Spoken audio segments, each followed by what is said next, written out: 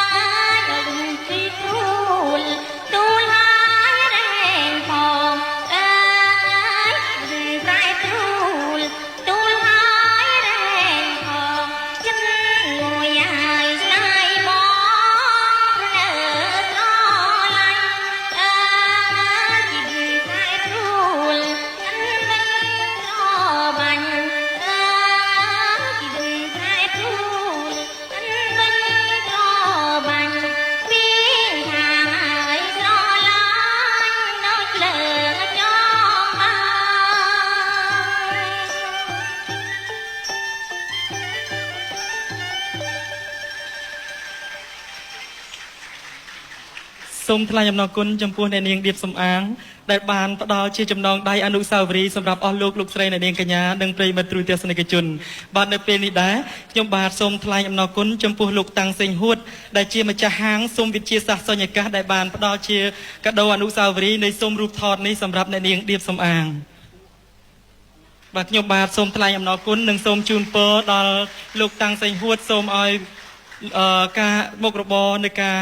រកស៊ីនៃហាងរបស់លោកចេះតែមានការរីកចម្រើននិងលូតលាស់ជានិច្ចខ្ញុំបាទសូមជម្រាបថាបើអស់លោកស្រីអ្នកនាងកញ្ញានិងប្រិយមិត្តទូទស្សនិកជនត្រូវការធ្វើស៊ុំរូបថតសូមអញ្ជើញទៅតាក់ទងនៅ